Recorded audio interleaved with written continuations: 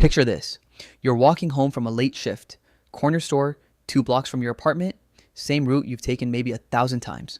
It's raining, just enough to be annoying. You're not paying attention. Then someone steps out of the shadows and there's a moment, maybe half a second, where you think it's nothing. Just a guy. And then you feel it.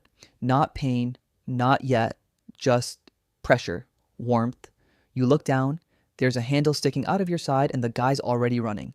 And you're standing there in the rain trying to figure out if this is actually happening. Oh, hey there, dead guy here, back again with another installment of your body trying its absolute hardest not to die and losing anyway. Today we're talking about exsanguination, bleeding out. The thing that happens in approximately every action movie, but absolutely nothing like how they show it.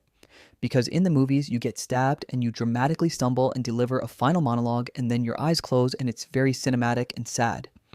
In reality, your body fights back so hard and in such a specific, measurable, physiological sequence that it's almost impressive. Almost. Let's break down exactly what happens when your circulatory system starts losing the war. First, a quick true or false before we get into it. Round 1. You feel intense pain the moment you get stabbed. True or false? False.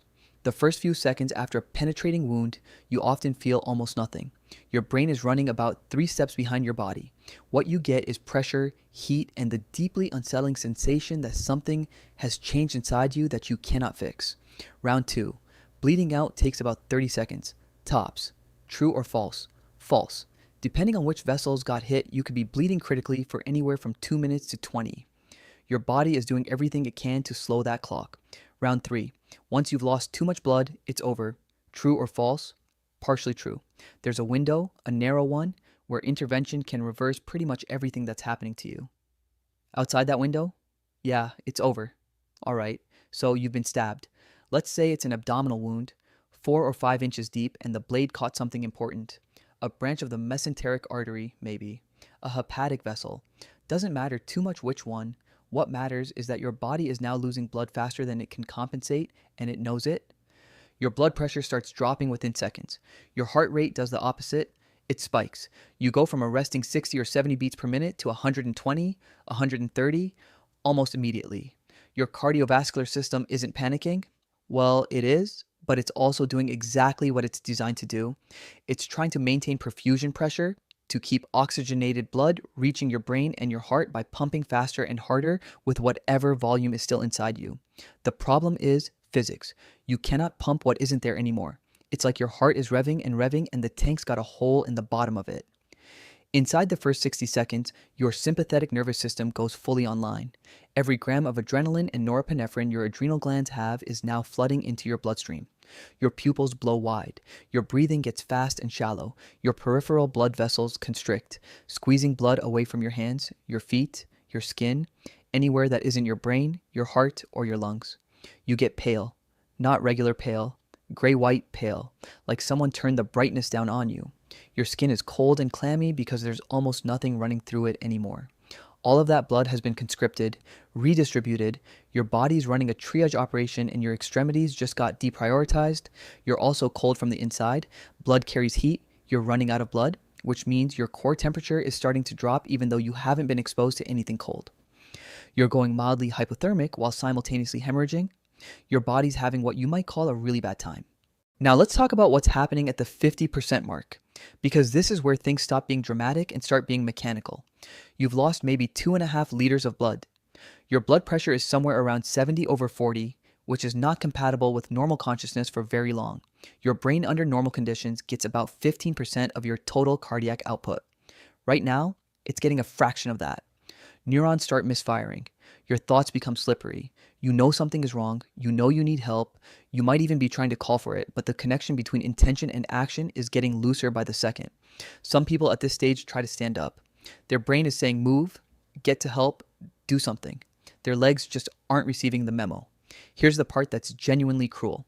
Your heart, trying desperately to compensate, might push itself into tachycardia, dangerously fast, dangerously inefficient beating.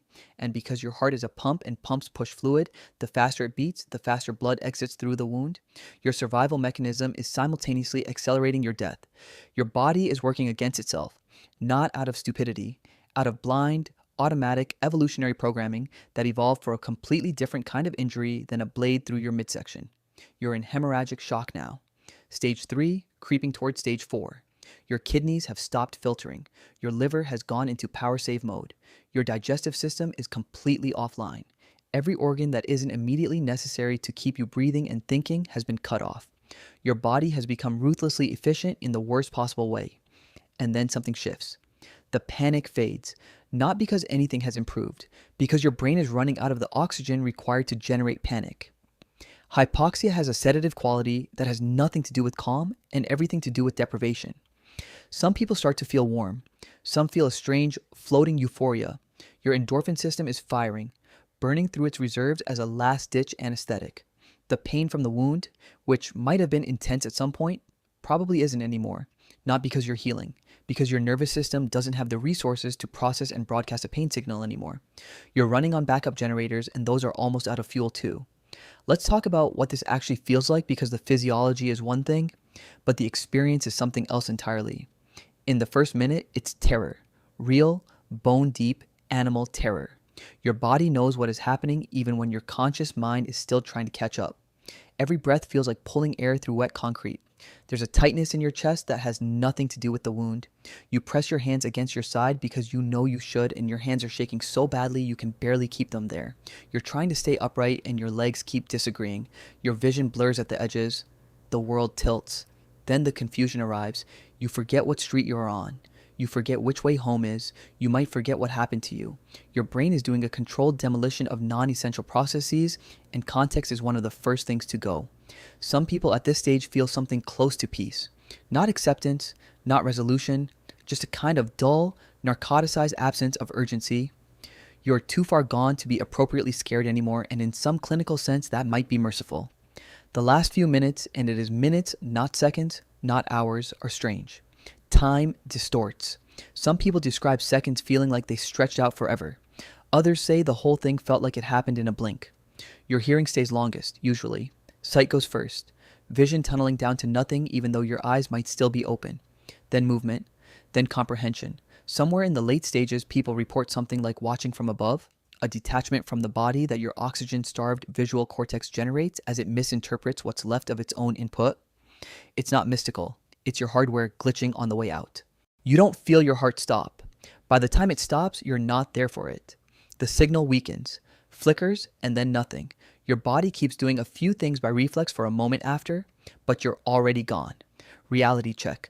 Roughly 30 to 40% of trauma deaths in the US are caused by uncontrolled hemorrhage. It's the leading cause of preventable death in both combat and civilian trauma settings. And here's the thing about those words preventable and reversible. Blood loss can be stopped. Shock can be reversed.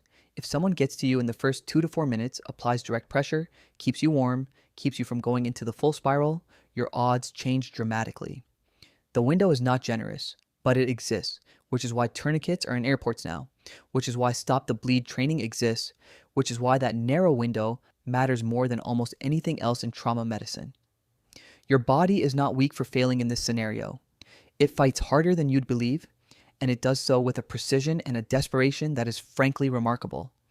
It just can't win against physics and fluid dynamics indefinitely. And ultimately, that's what this is, physics. The most ancient, dumb, unfeeling version of it. You ran low on something you couldn't do without, and your brain was the last thing still trying to make sense of it. So there you have it, bleeding out. One of the more honest deaths in that it doesn't hide what it is. Fast enough to be lethal, slow enough to be aware of. The good news is it's also one of the most survivable emergencies if the right person shows up in the right 2 minutes. Look up Stop the Bleed. Learn to apply a tourniquet. It's 20 minutes of your life, and it might mean everything to someone else's. Hit subscribe if you want to keep coming back for this kind of thing. I'll be here. Technically, I'm always here. I'm dead. I have nowhere else to be.